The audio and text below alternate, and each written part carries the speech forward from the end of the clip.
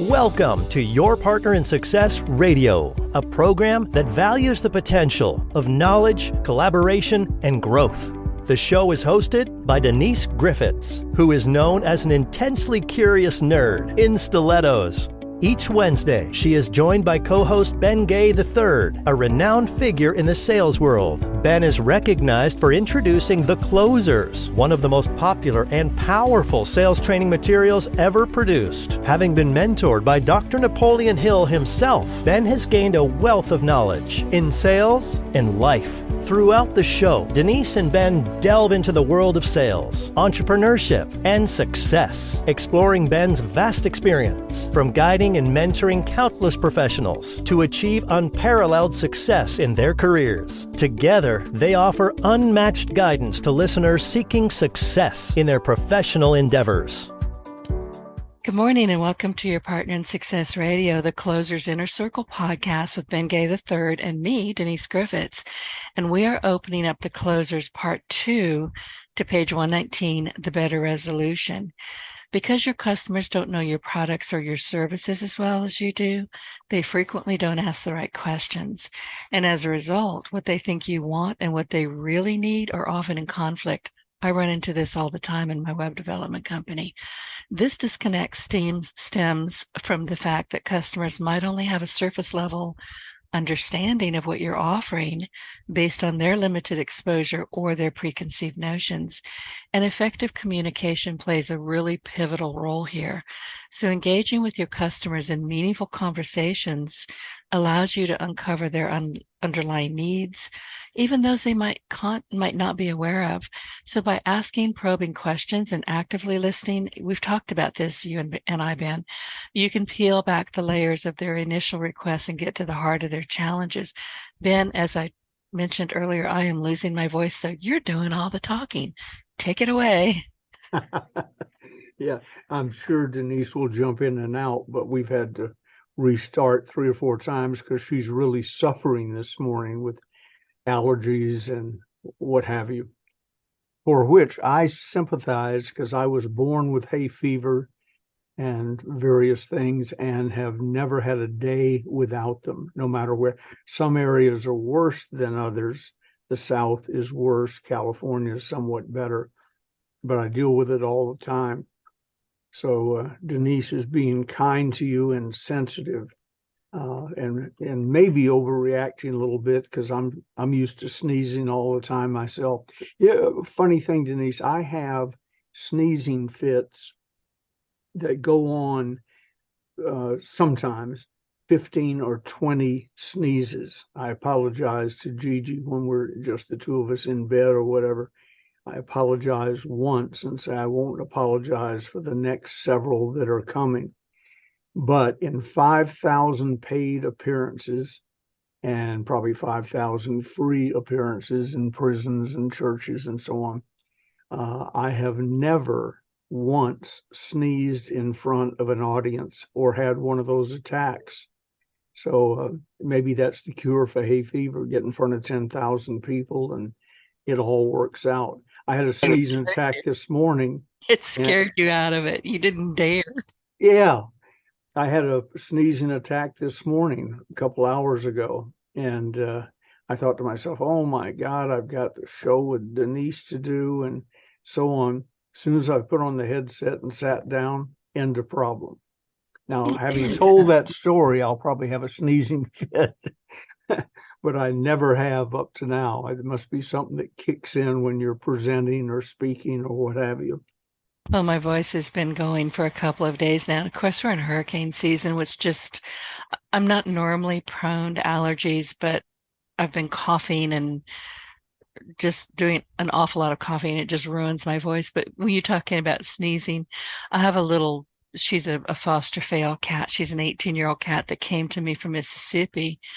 And I was not going to rehome her again. She had to stay. I mean, I rehomed her sons, actually, because they were only about 10 years old. And I found them a home within the family, so to speak. But she stayed, and she sneezes all the time. And I'm like, bless you. and she'll sneeze at me. I said, "Bless you, for you have sinned." And she sneezes on me again. So apparently she doesn't like that part of it. But you reminded me of my little cat. So we are talking today, excuse me, about the better resolution. And when I mentioned that, I have conversations with my web clients, they'll come to me and they just know they want me to copy what somebody else is doing, or they want this or that and the other. And as we go through the consultation, process, they didn't need but maybe a fraction of what they thought they needed, and they needed something altogether different. So it's important to talk to your people, listen to them, and really dig deep to find out what it is that they actually need. Absolutely. And a lot of that comes from experiences. This is a little bit off as an example, but I always think of it. Hugh Harris, my good friend who now in Ringgold, Georgia, runs two of the most popular restaurants ever in that part of Georgia and maybe in the South, Farm to Fork and Baby Huey's, named after himself, Baby Huey's, which is a little more casual place. But he made his spurs, and I met him in the home improvement business. And we trained his people to, how they approach the house. And once they went out to start measuring, understand that you're being watched from the window. So you measure carefully and you make notes and so on. But Hugh and his more experienced people used to say they could drive up in your driveway, glance at the house, don't have to see the back. The back is like the front, oversimplified. Glance at your house, and Hugh said, I can tell within a bag of nails what you need, but we have to go through the dance, asking questions, listening carefully. What can they afford? What do they really want done? And so on, while guiding them away from stupid decisions based on ignorance of that particular industry. If you re-roof your house once every 25 years, you don't have a lot of experience in roofing.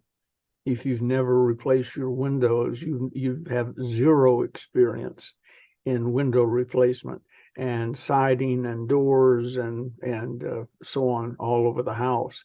But they have to go through the gentle art of presenting the better resolution, even though they knew it when they pulled up in the driveway.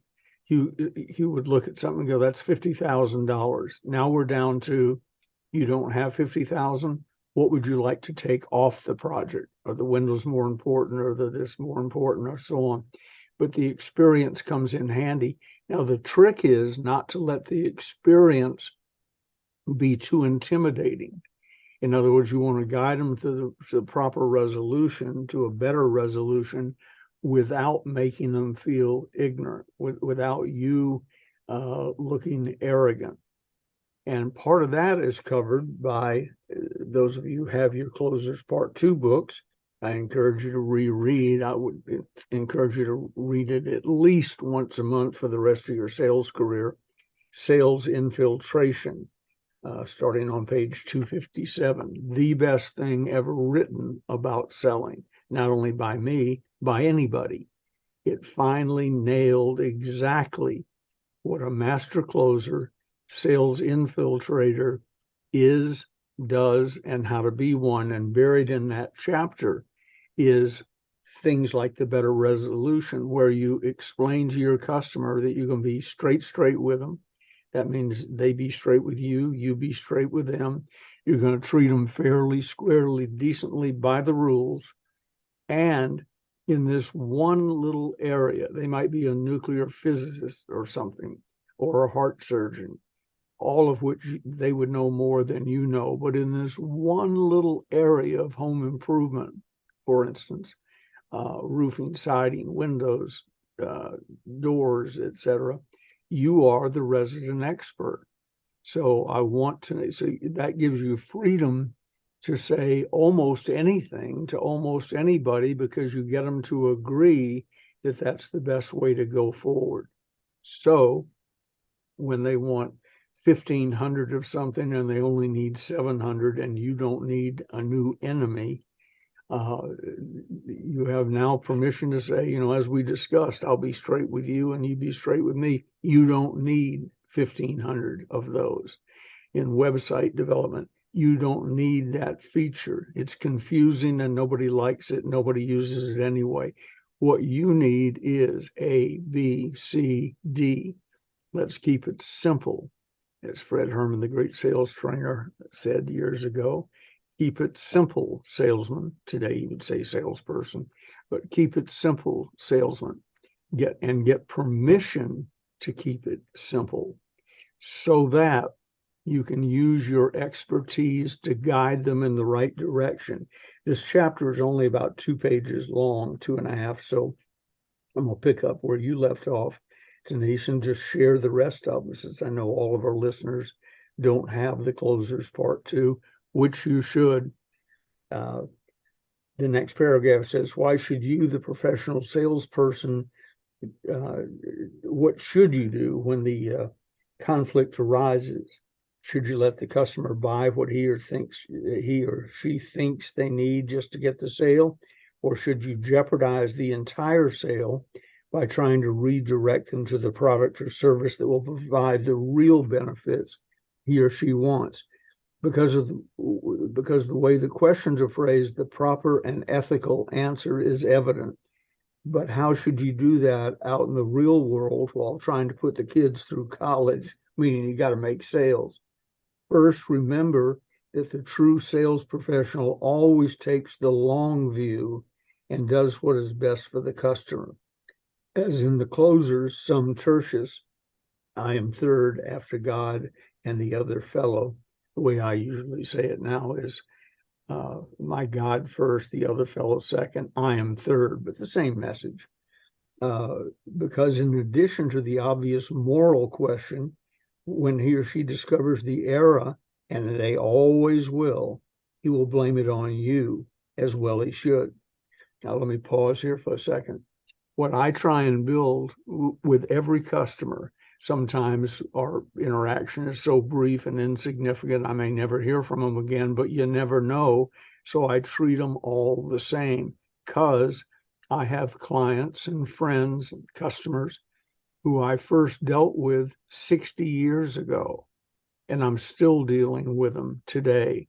I don't have a name pop to my mind, but I guarantee you there's somebody this week, and we're recording this on a Wednesday, somebody this week that I first talked to 50 or 60 years ago, and they're still a customer.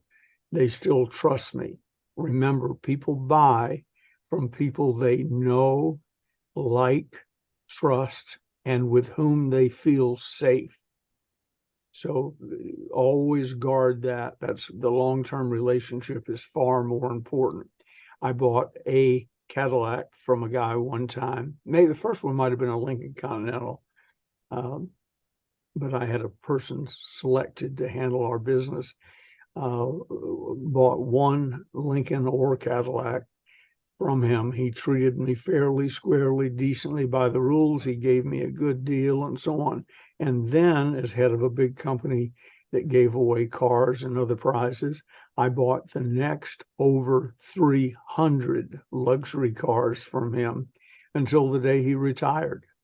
And then I swapped over to another person and bought the next 300 or so luxury cars from him.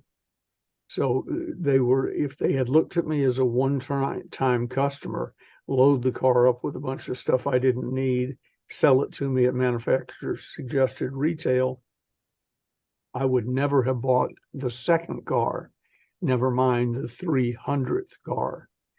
So I don't know if he was that astute to look that far down the road, or he was just a good person. But the end result was 300 cars instead of one. Instead of a very happy customer who's talking about that many years later, instead of one unhappy customer who says, well, if you're going to get a car, at least don't deal with this dealership. And God forbid, if so-and-so is still there, don't deal with him. So that's the difference. Take a look down the road. So the book says, what's the solution? Suggest that he or she simply consider an optional course of action. Don't forget that you're a counselor. You're on his side. Together, slowly discover that there is an even better alternative. While his solution was certainly good, customers are never wrong, even when they are, the two of you have been able to improve it.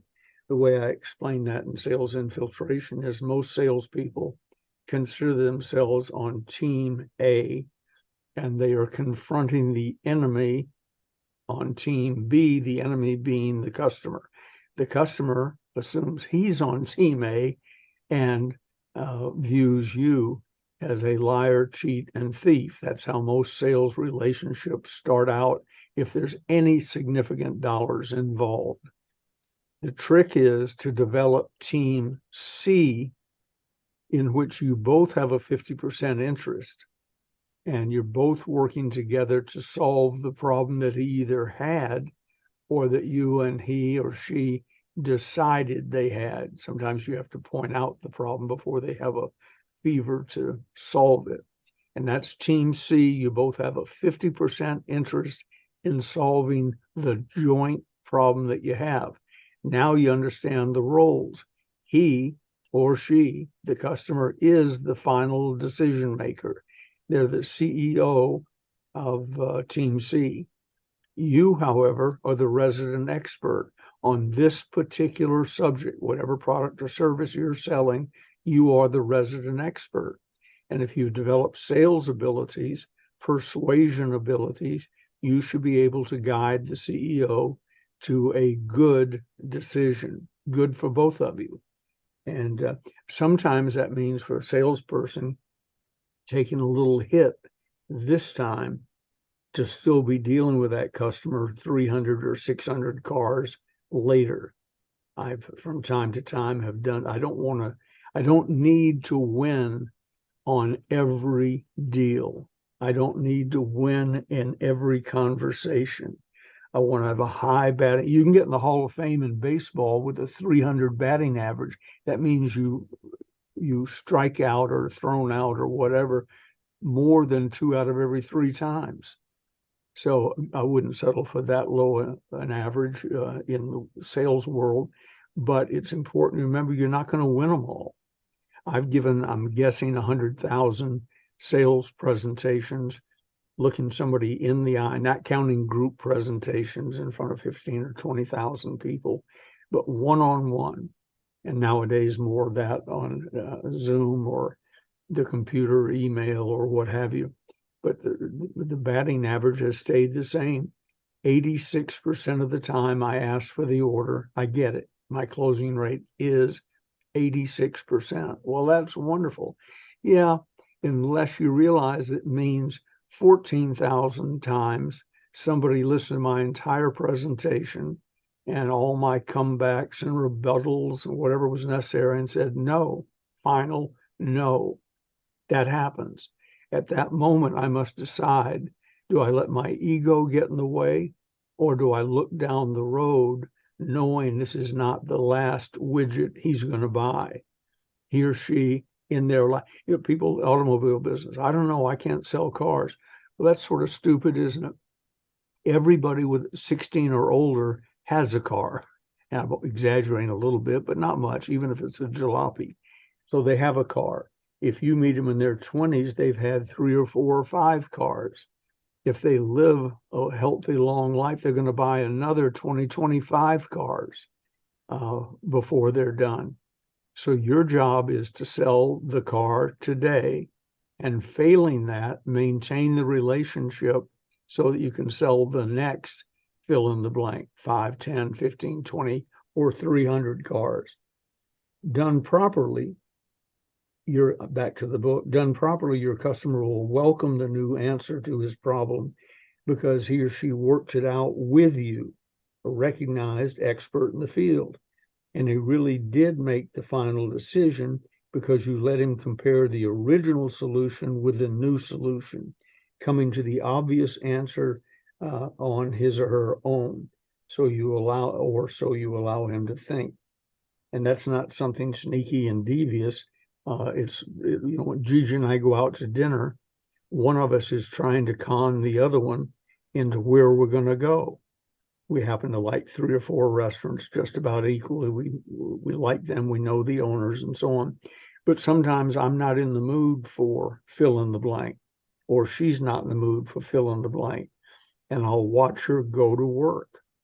And it's really cute. Starts about an hour before we leave, and she begins maneuvering me into thinking that going to a restaurant I hadn't thought of that night is a wonderful idea.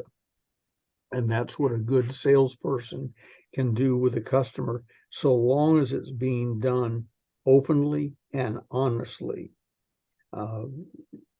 Back to the book. Now you must solidify the deal by congratulating him or her on the wise decision. Give him full credit for having been wise enough to see the proper way to gain the benefits he or she was seeking. They are indeed a very smart business person or very smart business people. By the way, this teamwork approach in selling is absolutely critical if the better solution is priced higher than the original choice. But if it wasn't his or her idea to change his mind, they may assume you were just trying to bump the order up for a fatter commission check. So the next time one of your customers makes an error in judgment or is about to, don't just take the order and run, and resist the temptation to show him that you are right and resist the temptation to show him that you are right and he is stupid. Simply guide him ever so gently to a much wiser course of action. Here's the side benefit of all that. We're out of the book now. Here's the side benefit to all that. When it's their decision, when they come to the resolution, they swear by it, they love it, they fall in love with it. While it's still your idea, then it's suspect. Why is he forcing me into this? Why is she trying to make me do this? And so on. Must be a fat commission check. And remember, I repeat, the J. Douglas Edwards, I quoted him in the book I wrote for him, Sales Closing Power. J. Douglas Edwards, the great old sales trainer, said if you have a built-in objection, bring it up first and brag about it. Well, early in all of my presentations that I think are going to be significant, I don't go into all of this. I'm writing down an order for somebody who wants 2 books. But if it could be potentially a significant sale, I bring up the built-in objection when I'm a salesperson, and that is I'm a liar, cheat, and thief. All salespeople are in the customer's minds. If I say used car salesperson, you have a picture instantly in your mind of somebody in a loud, cheap sport coat standing on a lot surrounded by piles of junk saying, tell you what I'm going to do. Well, all, not even most, used car salespeople are fine people and honest and decent. And they don't deliberately put junk on their lots. Or if they do, they're known as the junk car lot. In other words, yes, our cars are not what you wish you were driving, but you can't afford to drive what you wish you were driving. So if you need an $1,800 car, you've come to the right place. If you've got $150,000 in your pocket for a new car, I, as an honest salesperson, would tell you not to waste your money with me. You could buy the whole lot for that amount, and you don't need a whole lot of crappy cars. But then they remember you. When I say I'm still dealing with people from 50 and 60 years ago because I treated them properly, they're not buying the same product from me today that they were buying in the beginning. And in the middle, there have been numerous changes on their part and my part. They're not buying or selling what they were doing back then. I'm not buying or selling what I was doing back then. But what we've maintained is the relationship. I've tried with all of my customers to be the go-to guy. I have people that call me and ask about products and services that I've never sold and probably never will sell. But they know that Ben Gay will treat them fairly, decently, fairly squarely by the rules. and won't jerk them around to make an extra $200 or an extra $2,000 or what have you. And it pays long term. If you're just starting out in the business, some of the things I'm talking about may take a while to manifest. You'll feel good about it the first day, but you're not going to sell the second car to that person the next day. What you're going to do is build the relationship, and then so you can sell a car the next day based on that relationship, you start asking for referrals. I treated you well. I promise you I will treat your friends, neighbors, and relatives well. Here's what I do for a living. I sell widgets. So please, whenever, and give them some business cards to put in their pocket. I know the modern people all say put in your phone. That's fine. I go through tens of thousands of business cards, even more if I'm doing big seminars in a given month, tens of thousands of business cards every month. So I've gotten to the point where people say, well, how do you prospect? I said, I answer the phone. I check my emails. I don't have to go out and race around. I have enough solid customers over the past decades to keep me supported. And I make sure that for the new customers, I make sure I'm easy to find. Most of you aren't selling books, but for instance, if you bought a copy of the if you bought a copy of the Closers, you already know this. On the first cover, first page of the book, there's in addition to the stuff that's printed all over the front and back of the book, there's my business card, one of those peel off the back sticky business cards. You can't get it out. It will be there till the day this book goes to its just reward. And then, so you can read and keep track of where you are in the book, it also comes with a bookmark. And the bookmark looks like a elongated version of my business card, in that it has phone numbers, websites, et cetera, mailing addresses, and so on. I make it easy to find me. So not counting what's printed in the book, if you've ever bought a book from me, you've gotten at least 2 business card-like devices. If you bought a full set, every one had 2 in it. I make myself easy to find. I give unconditional lifetime money-back guarantees on everything that we sell. Physical products. I can't repossess a speech. Although it's giving an example of getting known for doing well. I once did a seminar in Fresno, California. And I've only been to Fresno 4 or 5 times in my life, but it's a place.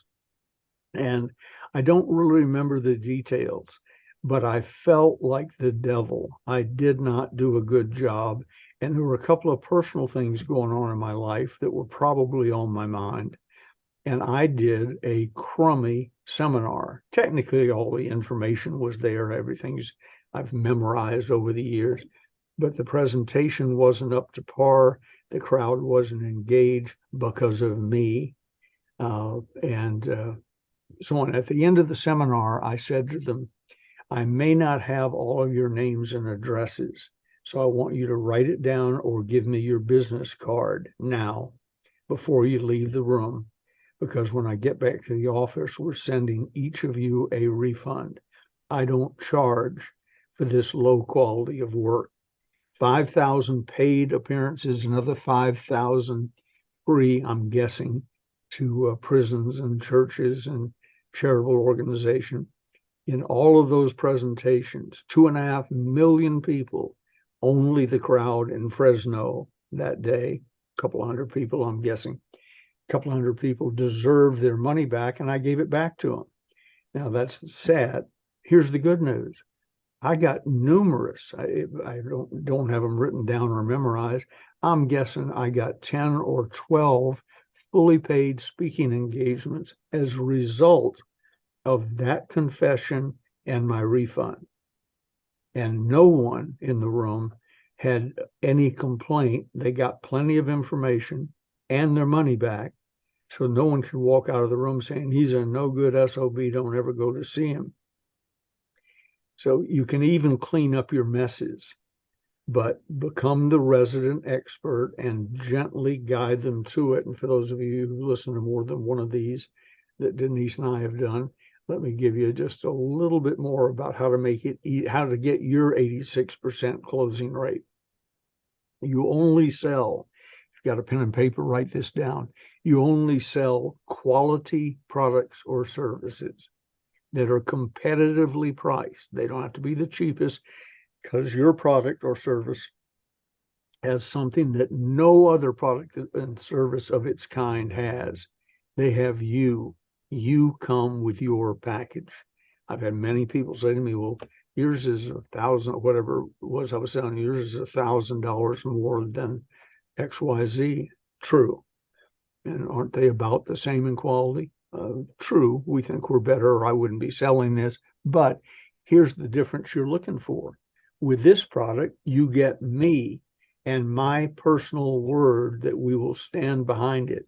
If the company ever gave you any static, I'd be on your side, not the company's side. So, and here's my business card, and I'll flip it over and write my personal cell phone number on the back that rings in my pocket. If you ever have a problem, you don't have to go to the BBB or call corporate, whatever that means. You call the number on the back of the card. I will answer, and or voicemail will answer, and I'll get right back to you. So that's why it costs a little more. You get me. I'm sure somebody has, but I don't recall anybody saying, well, that's not worth it.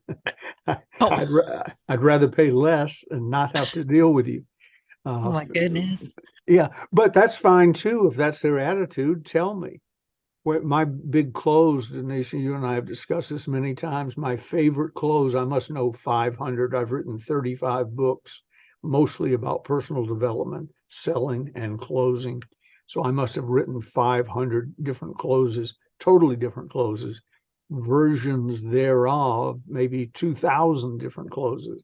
But the one I use 95% of the time, a lot of times I don't have to use a close because they will say, okay, let's write it up. I love it when they close.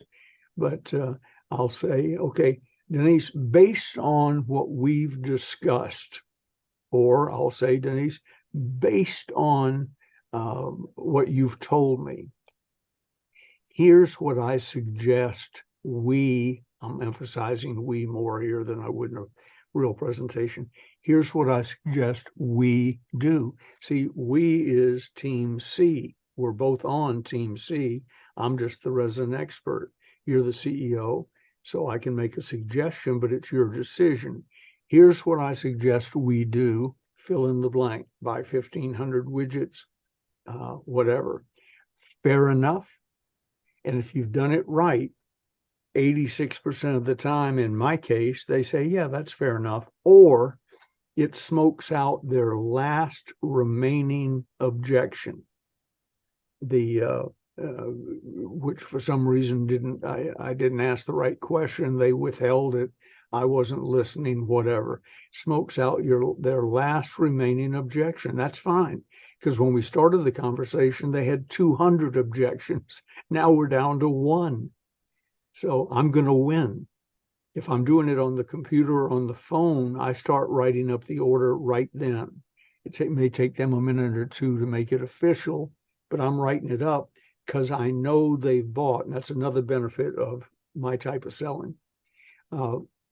When they decide to buy, whether they've said it out loud or not, doesn't make any difference. You can tell. I feel an atmospheric pressure change in the room, over the computer, on the phone, whatever. I feel an atmospheric pressure change. The example I always give, you're sitting in a room by yourself, the door is shut. Somebody opens the door behind you. Probably your eardrums and your senses and maybe some peripheral vision, you'll know the door was open with your back to it. I feel that atmospheric pressure change. And then we're just wrapping up details. You might have a few more words you want to say, but I know the sale has been made. And that's a tremendous feeling of confidence. It's a lot of fun. And in the 14%, The 14,000 people that said no to me, a healthy percentage of those, it wasn't an objection. I've discovered through experience, it was a condition. You can't really overcome a serious condition. The most common serious condition is they don't have the money. They'd love to buy it. They're out of objections. They like, know, trust you, and feel safe with you, but they don't have the money. That's a condition. Stay in touch. Be their friend. Someday they probably will have the money. And wrapping up on this little section on that, I also discovered over the years in selling high ticket items, business opportunities, and so on, sufficiently inspired, just about anybody can get just about any amount of money. If they kidnap your favorite child, maybe you have one that wouldn't bother you so much, but if they Just kidnap one. your favorite child, people who don't have two nickels to rub together come up with $1 million ransom. Yeah, they sure do. Yeah, so they want the kid back. So sufficiently. When Jimmy Rucker and I joined Holiday Magic Cosmetics, Bill Dempsey went through the circles that you do when you're selling multi-level stuff. This is you and this is them and so on. And then he said, and we have 4 positions, which position best suits your needs? So we picked organizer, $91.41, as did Zig Ziglar, who was in the same meeting. There were only 3 of us there, because each of us could perhaps raise $91.41. Dempsey graciously took it. Thank you very much. Even though we had to go get Rucker's paycheck to finance our 91.41, I think Zig just wrote him a check. But he said thank you and closed the sale. That's another little secret. Wrap it up. Take what you got. But then he said, now let me explain to you why you may want to do more than that now or soon or whatever. And he went on and re-explained some things. And rather quickly, we discovered we should be general distributors. And that was a $5,000 investment. In today's money, $50,000. I didn't have enough money, literally. We had to run the gate to get my car out of the parking lot because it was in a trust company of Georgia building in Atlanta. And when we drove in, I didn't notice it was $3 unless you were a customer with a validated something or other. So when we came around the corner and I saw the guy leaning out of his booth with his hand up, I just didn't make contact. I looked up at West Peachtree Street above, up the ramp, and just kept going with him going, hey, hey. So I didn't have the 91.41 we just pledged, didn't have $3 to get out of the parking lot between the 2 of us. And yet a week or 10 days later, we gave Dempsey a certified check for $5,000. Because I was sufficiently inspired, borrowed some, collected some debts. Rucker did the same thing. But because we were sufficiently inspired, we came up with $5,000. Having not been able to get the car out of the parking lot for $3. So it's all about relationship building. No matter what chapter we cover in any of the books that I write, when you boil it all down, it's sell yourself first. Gain their trust and confidence, because people buy from people they know, like, trust, and with whom they feel safe. Sell yourself first. If you sell the company you're with and yourself first, the product within reason almost becomes incidental. You endorsed it, so it's good. We have people who buy the closers books and so on because they look at the top of it in a bookstore and it says it's approved by the National Association of Professional Salespeople. That's endorsed by somebody else. It's the reason testimonials are so powerful, because you may or may not believe it if I say it, but if a third party endorses you, your products or services, it's the truth. Even better is when they endorse your product, service, and yourself. So I hope you pulled yourself together enough to ask a question or two or volunteer something, I because that's the do. end of that speech. I've been listening very carefully. There's two things come to mind. I was listening, I had a week last week where I had two pretty important webinars that I wanted to sit in on, and they were simultaneous, and I really wanted to know what was going on with both of them. So I had my iPad on the desk listening or watching one of them, and the one I really wanted to pay attention to, I had on my big screen on my desk. And multiple times been during the conversation, and I trust this guy. I've purchased from him one time before and have been very glad that I did. And he's got a heck of a reputation in the arena where he works.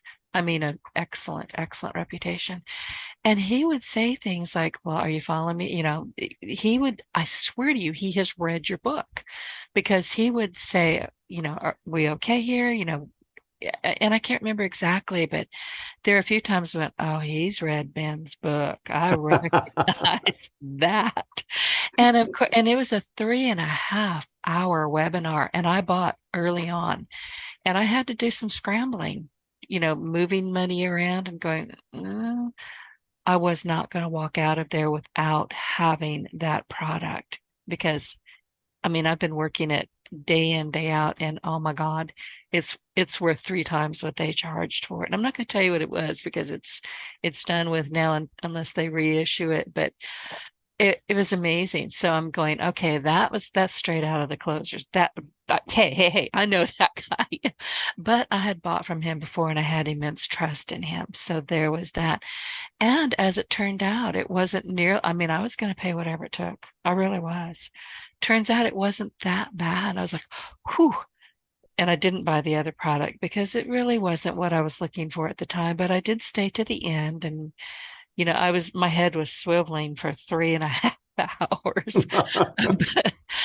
but it was amazing. It was an amazing webinar. I learned so much. But did what you're talking about. He'd say, okay, and they had questions going in the chat all the time. And I remember thinking multiple times, some of these questions are telling me and, the operators of this webinar, that some of these people should not be buying. They're simply not ready.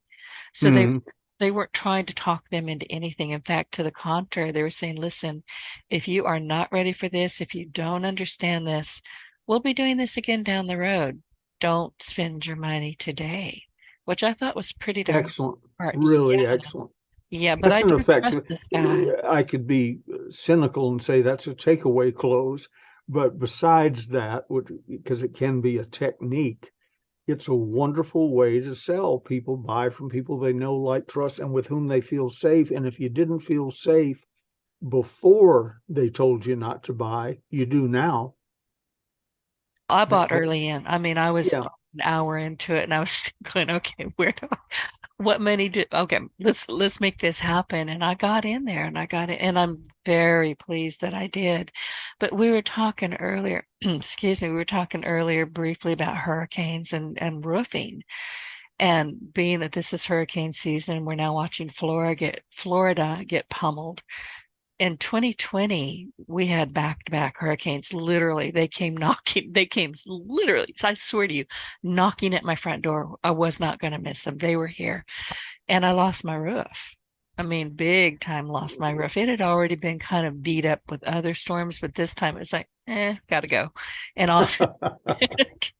So I'm scrambling around like everybody in my part of the country, looking for roofers, looking for our insurance. I mean, it gets ugly when things like this, or, these catastrophes happen.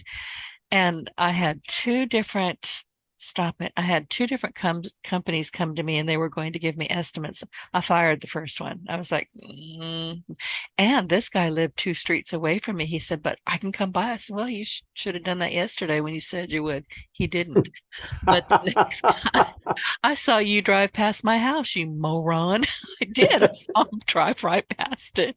But the other one, honestly, and I don't know where this man is now, because the insurance companies went bankrupt after all of this, as you can imagine. Mhm. But he worked so hard to get my roof up and get it, in time, tarps put down. He did whatever he could. And I wanted a black roof. I didn't want, my house is red. So putting a sandy colored roof on it, hang on a second, I'm sorry, was just going to be icky. But that's all they had. And they had supply chain issues. You can imagine.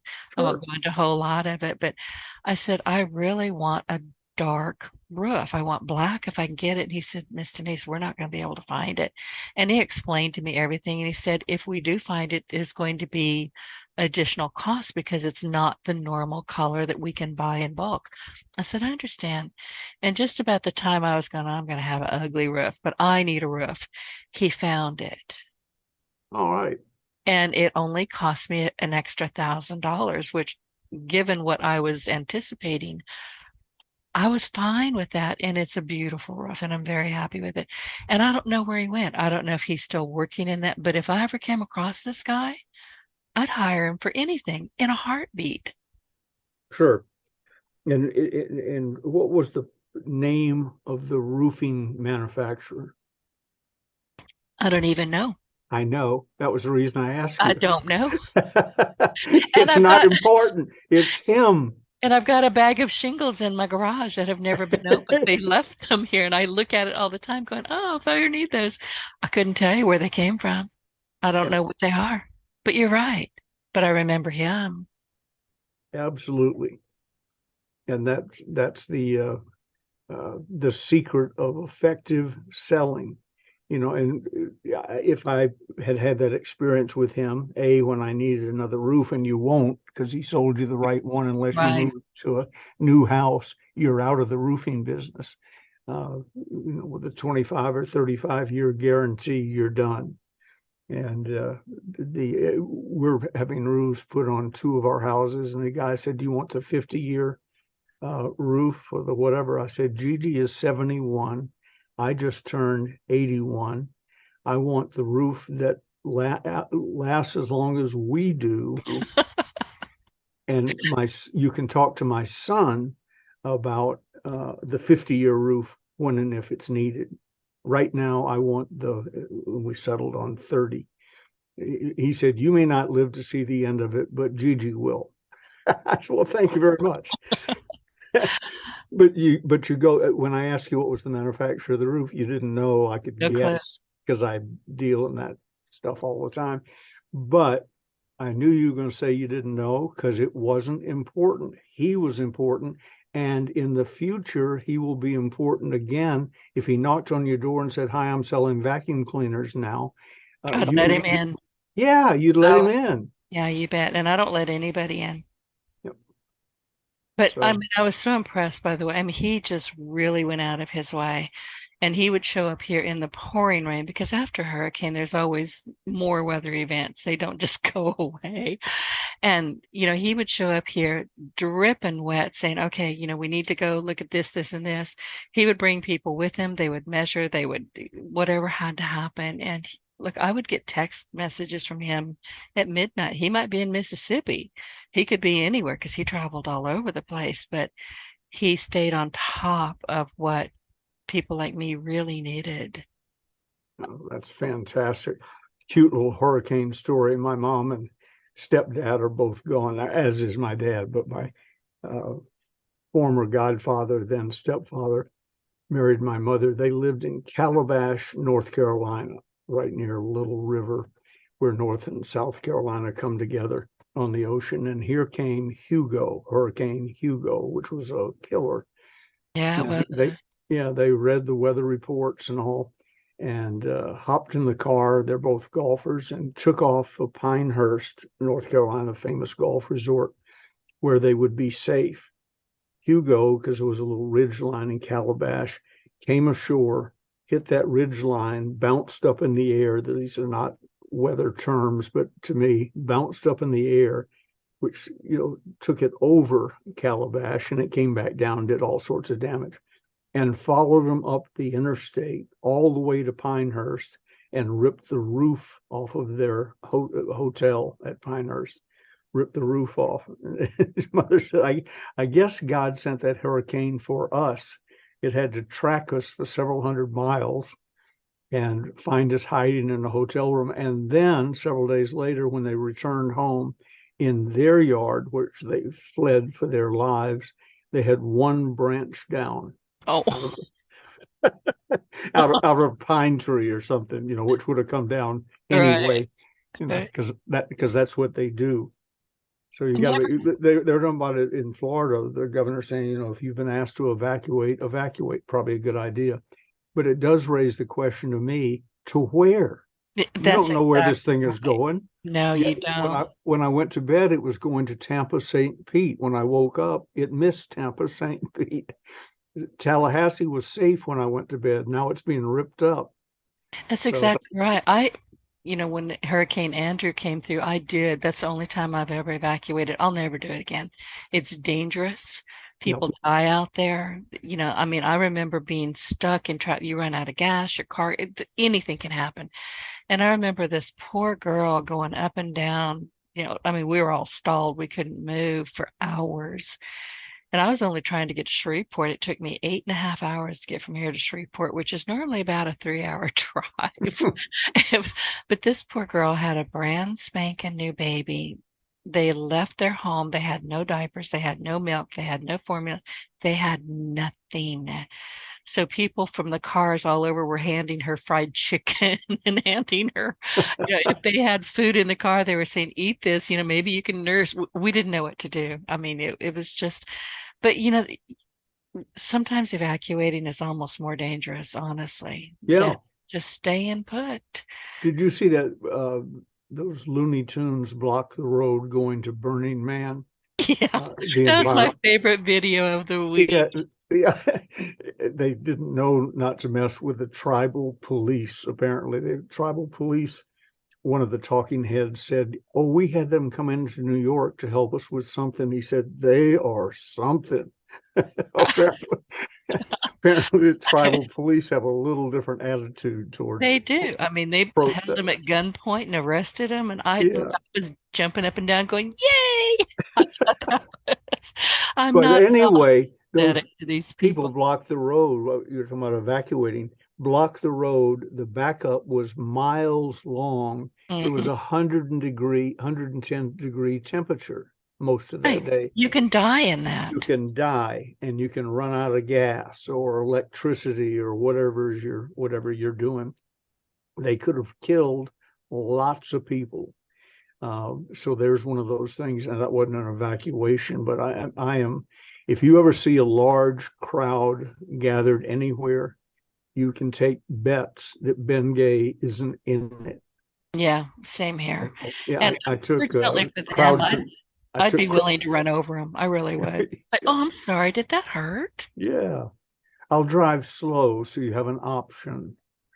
You can get out of the way or slowly have your legs broken. Up to you. We are mean people, but Yeah. stupid And people if we've bother me. offended any of our listeners, I'm Oh, wow. very, very sorry. I'm not. You can be sorry. I will stick to my guns because I'm serious. Stupid people bother me. They always have.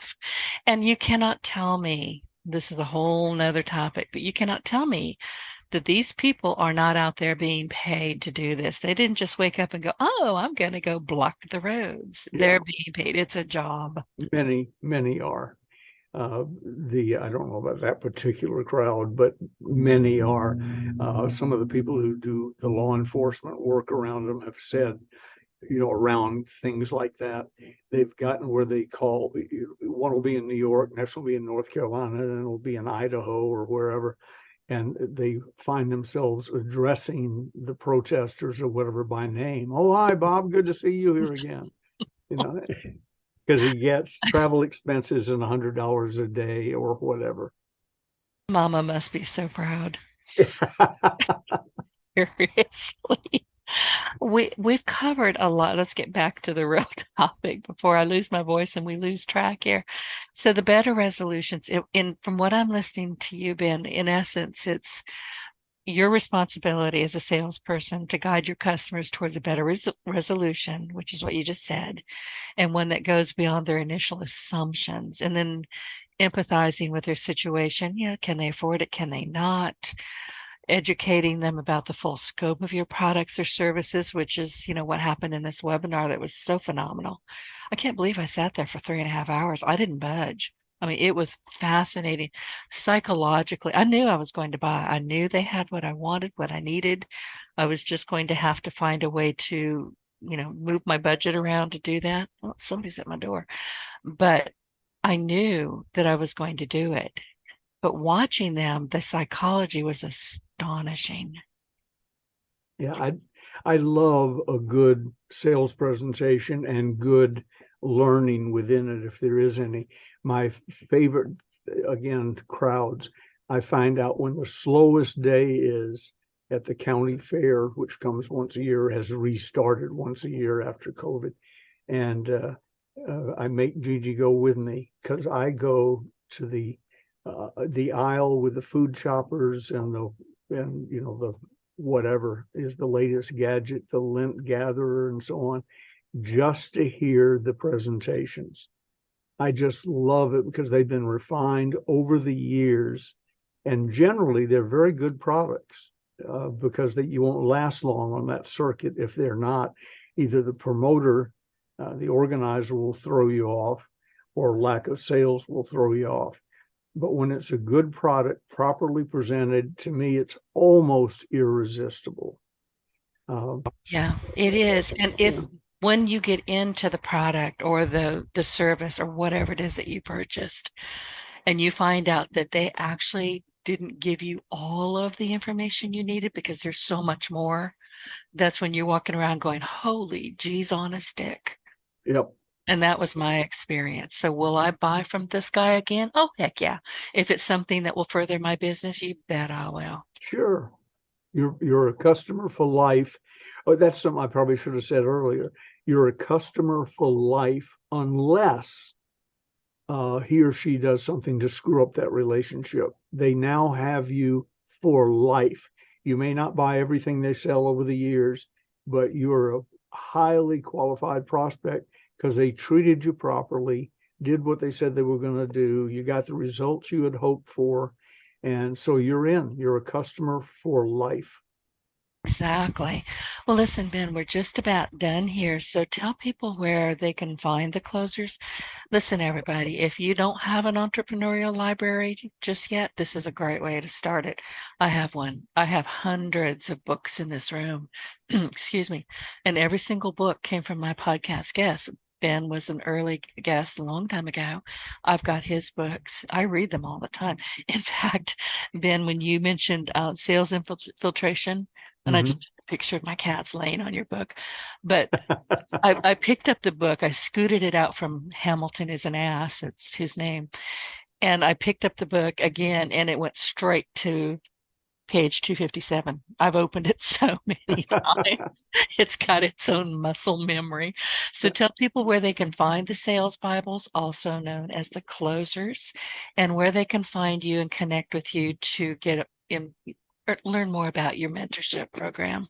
Well, where they can get the books, the best place to get them because they have special pricing at this site and free shipping. I don't offer either one at our website, and still has a lifetime money back guarantee, etc. And they're brought to me by that company for signing and dating.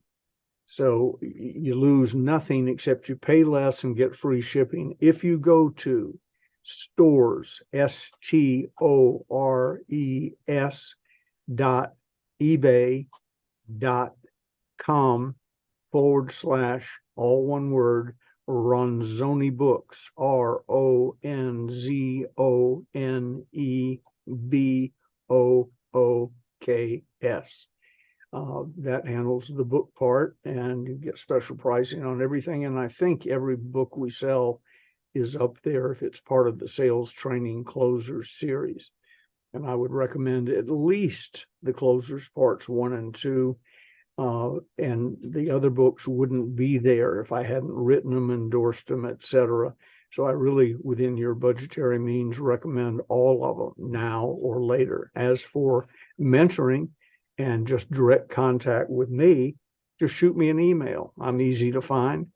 My email is B as in Ben, F as in Frank, G as in gay, the number 3, BFG3 at directcon.net, DIRECTCON net, NET, all one word, of course. And I will get back to you immediately. It doesn't go to some service or virtual assistant. I read all of my emails and respond appropriately. And now, Denise, tell them with your troubled throat how they can get in touch with you with all your great services.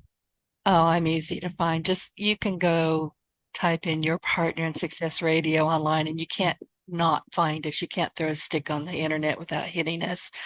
You can go to denisegriffitts.com, which is where I'm uploading everything that Ben and I are doing. Or you can go to yourpartnerinsuccessradio.com, and I can be found. Email is support@yourofficeontheweb.com.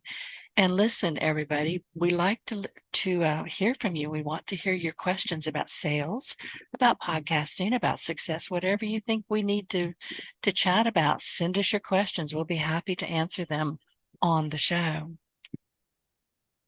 Well, I appreciate you struggling through it. I know how aggravating that can be and even painful. So you're a brave soldier, Denise. And I want everyone listening to know that I and the National Association of Professional Salespeople endorse Denise Griffitts, her products and her services. She's as good as they get. Thank you, Ben. I'll put the check in the mail. Thank you very much. See, now I'm going to start choking again. So thank you, everybody, for joining us, and we will see you next week. And in the meantime, you can listen to all of our episodes by looking for Your Partner in Success Radio. And again, get in touch with us. We're here to help you. Ben, what do we want to talk about next week? Excuse me, I caught whatever you have. Let's let it be a surprise. What I hope it is, we can do a chapter in one of the books, but what I hope it is questions from our listeners. So shoot either Denise or me an email and tell us what your question is. And if it's of general interest to more than perhaps just you, I can almost assure you'll hear it read and answered. Perfect. Well, thank you, everybody, and we will see you next weekend. Thank you, Ben. Thank you. Have a great day.